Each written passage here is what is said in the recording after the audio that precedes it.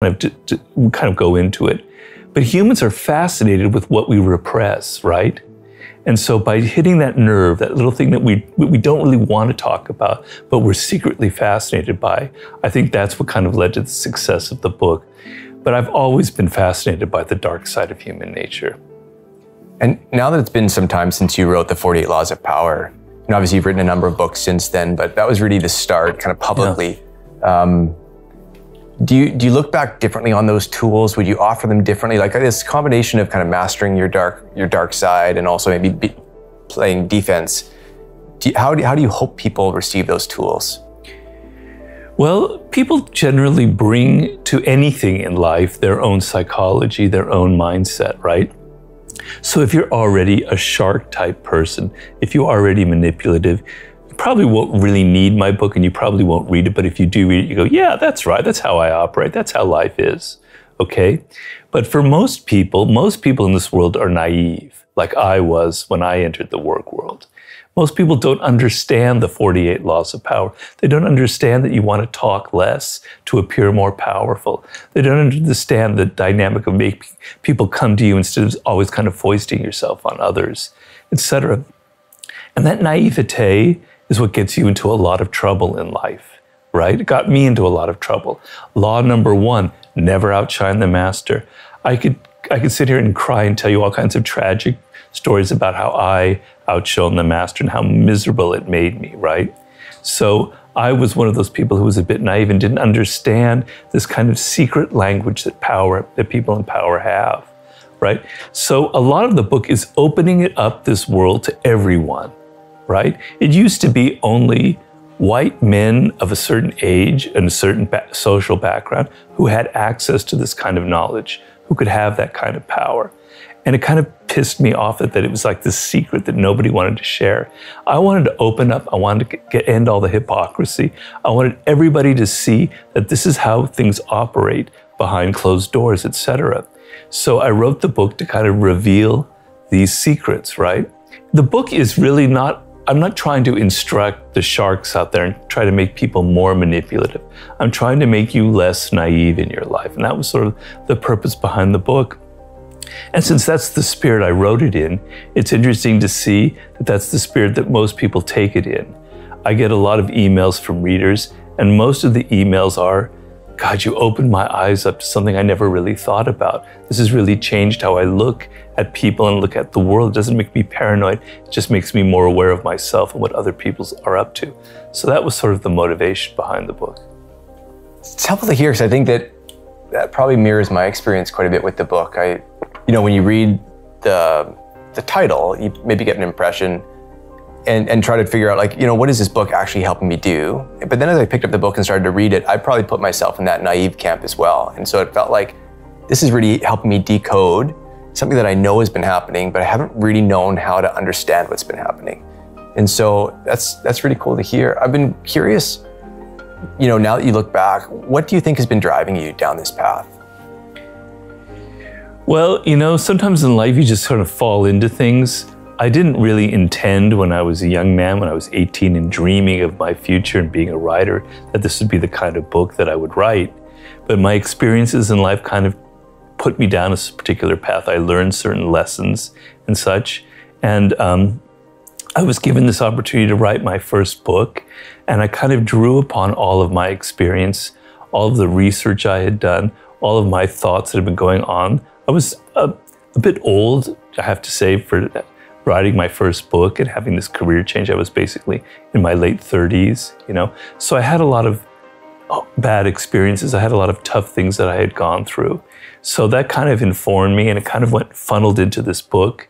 It was sort of a mix of circumstance and good luck, and I was able to draw upon everything that I had learned and all of my skills in life. So sometimes you hit upon something, it feels right, Like working in Hollywood, I was never comfortable. It didn't feel right. I'm kind of an entrepreneur at heart. I like working for myself. I don't like working for other people. I like to control what I do. Some of that's a bit negative, whatever, but writing this book, I could control everything. I was the master of my own domain. I didn't have people breathing down my neck, changing everything that I did. I was able to write about what I love, a subject that interests me. I was able to bring all my interest in history.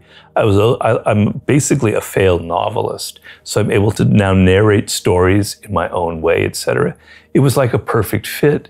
And so going from that, I decided to kind of continue in that vein, you know.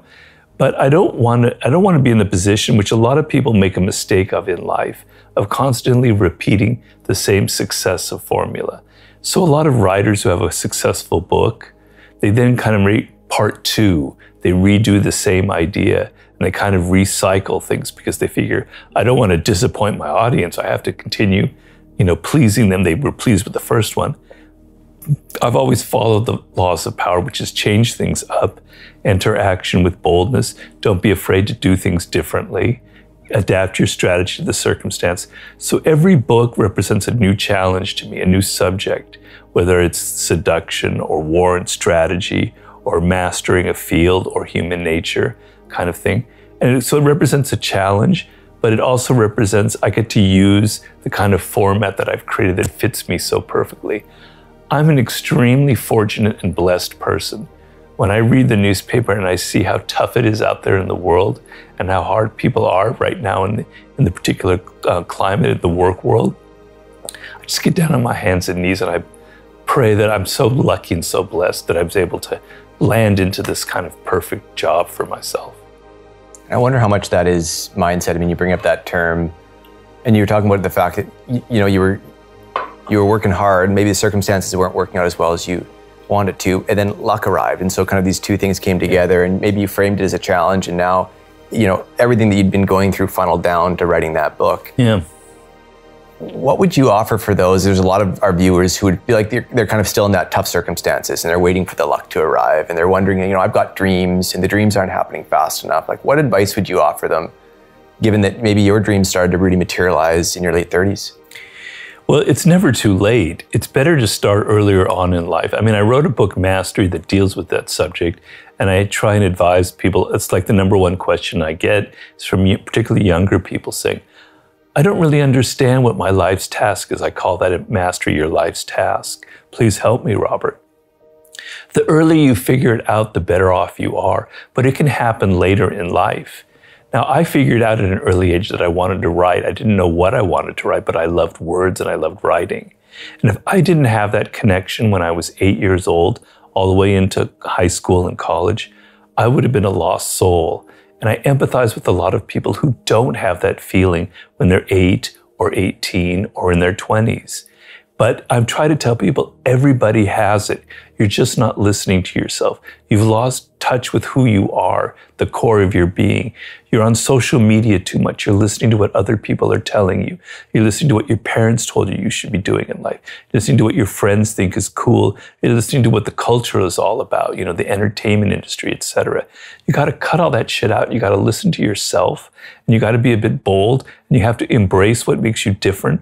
I say what makes you weird because I know personally I'm a very weird person.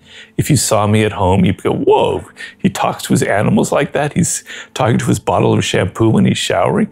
That guy's strange. I like it. I don't mind being weird. I use it to my advantage. I put it in my books. You have weirdness to you, whoever you are. Things that you might sometimes be a little bit ashamed or embarrassed or uncomfortable with, right? But you shouldn't be. What makes you different, what makes you particularly strange, if you want to use another word, is your strength, is your source of power. You've lost touch with it. Let's go back and try and find it. And that's the whole problem here. How do you find it? Well, it's a process. You have to be patient. It's not going to come like a light bulb in your head. I was meant to do this. I was meant to write the 48 Laws of Power. That's not how it works. It takes time. To do anything in life takes time and hours and patience and work. I recommend starting a journal and such and writing down some of the things that I think are important to you. So I like to tell people to go back to their earliest childhood memories of things that really excited them before they got mixed up with parents and teachers and all that, other people telling them stuff, you know?